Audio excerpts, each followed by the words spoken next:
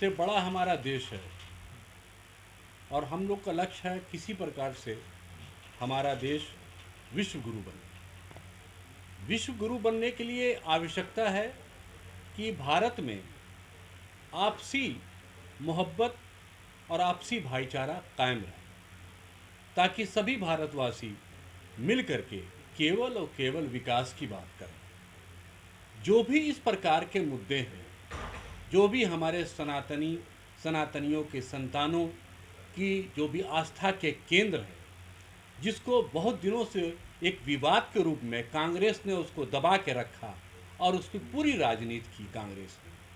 सही मानों में ये कांग्रेस की ही देन है जो ये मुद्दे आज तक हल नहीं हो पाए। ये बहुत पहले हल हो जाते, लेकिन कांग्रेसियों की जो अपनी रणनीति है, कूटनीति है, कि उन्होंने हमेशा लड़ा के रखा हिंदू और मुसलमान। जन्मभूमि पर आपने टारगेट किया, क्या किस तरीके का मामला है, कैसे आप उस पर विजय हासिल करेंगे? मेरे साथ सबसे पहले मैं सामंजस्य स्थापित करना चाहता हूँ। अपने मुसलमान भाइयों को जिस प्रकार से हमने समझाया और उनकी बात समझ में आई कि सही मानों में राम मंदिर का निर्माण होना चाहिए और वो देश हित में भी है और हम सब के भी हित में है। उसके लिए मुसलमान भी आगे आए और राम मंदिर निर्माण में हमारे साथ कार सेवा भी उन्होंने की।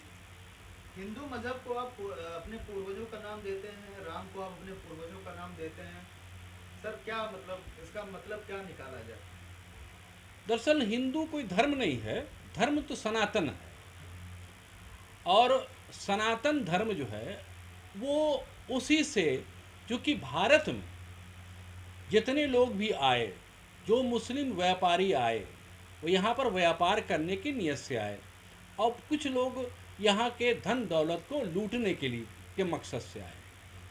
उसी समय से लोगों का धर्मांतरण किया गया।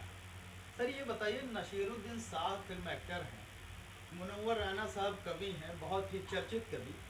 इन लोगों का तालिबान या फिर भारत में ना रहने वाला प्रेम, जो बार बार ये कहते हैं कि हम यहाँ पर हमारे दादा और पूर्वजों ने गलती कर दी रहे करके, इन पर आप क्या तंज करना चाहें? बड़े अफसोस की बात है, मुनव्वर राना साहब की पूरी ज़िंदगी जो है, उनका बुढ़ापा ख़राब हो गया। हम एक माँ से प्रेम करने वाला कैसे माँ के ख़िलाफ़ बोलने लगा।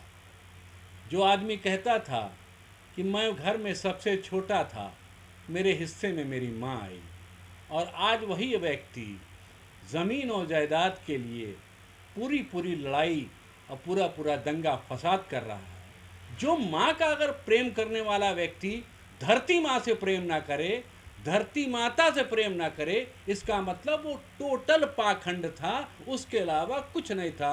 वो टोटल ब्लैकमेल करते थे और उन्होंने जो भी माँ के प्रति उनकी आस्था थी, आज वो सामने आ गई कि वो उनकी आस्था पूरी तरह से फर्जी और नकली थी। सर, कृष्ण जन्मभूमि को लेकर के आपकी आगे की रणनीति क्या है?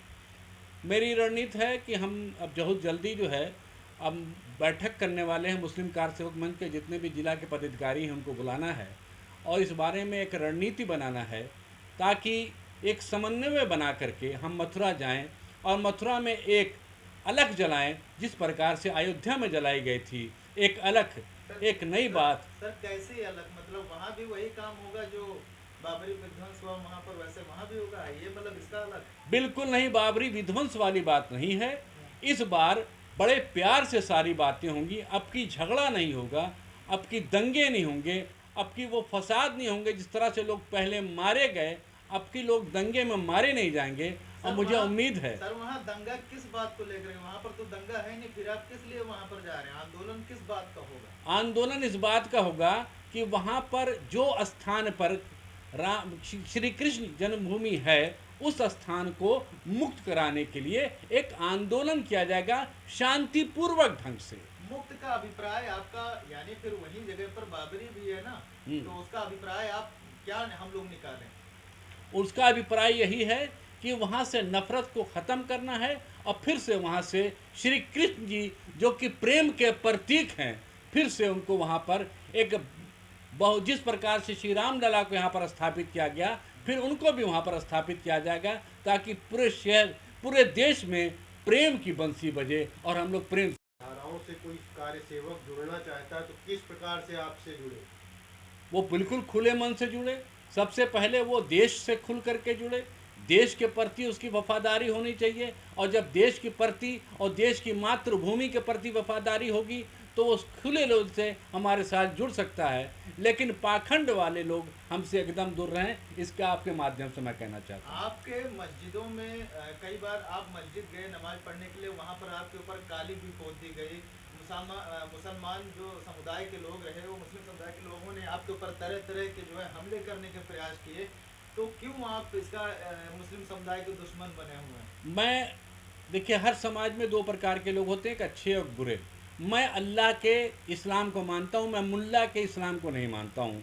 आप यह बात जान लीजिए, जिन्होंने हमारे मुंह पे काली पोती वो मुल्ला के इस्लाम को मानने वाले हैं। मैं अल्लाह के इस्लाम को मानने वाला हूँ, मैं शांति चाहता हूँ। मैंने उन सब को उस समय भी माफ़ कर दिया था, और आज भी आपके माध्यम से मैं जो भी हम पे हमला किए हैं मैं उनको भी माफ़ कर दूँगा। इस्लाम धर्म कट्टरपंथी को देता है भाई लोग? बिल्कुल नहीं साहब, मैं सच्चा इस्लाम को मानने वाला हूँ। मैं आपको कहता हूँ, मैं माफ़ करने वाला आदमी हूँ।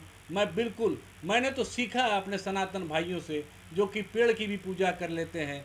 वो जो हमारी मस्जिदों के सामने से गुजरते हैं तो सर झुका देते हैं। तो हम तो कभी नहीं कहते अपने हिंदू भाइयों से कि मस्जिदों से गुजरते हो, दरगाहों से पे जा करके सजदा कर देते हो। तो कभी किसी हिंदू से किसी मुसलमान ने नहीं कहा कि भाई तुम दरगाहों पे सजदा करते हो, क्यों नहीं मुसलमान हो जाते। आज तक किसी दरगाह से ये आवाज़ नहीं उठी कि तुम यहाँ पे सजदा करते हो कि लाओ तुम्हें भी हिंदू बना दिया जाए, मुसलमान बना दिया जाए। भविष्य में अगर आपको किसी मंत्री का पद दिया जाए या अगर आपको राजनीति में आने का ऑफर दिया जाए तो क्या आप आना चाहेंगे, जैसा कि यूपी असेंबली चुनाव बहुत करीब? देखिए, अभी समय नहीं है इस प्रकार का निर्णय लेने की। ऐसा करना है जो नेता बन करके हम नहीं कर सकते। शायद हम पर आरोप लग जाए कि हमने इसी मकसद के तहत, इसी लक्ष्य के तहत शायद हमने ये बीड़ा उठाया है। इसीलिए मैं अभी इन सब चीज़ों से दूर रहना चाहता हूँ। बहुत बहुत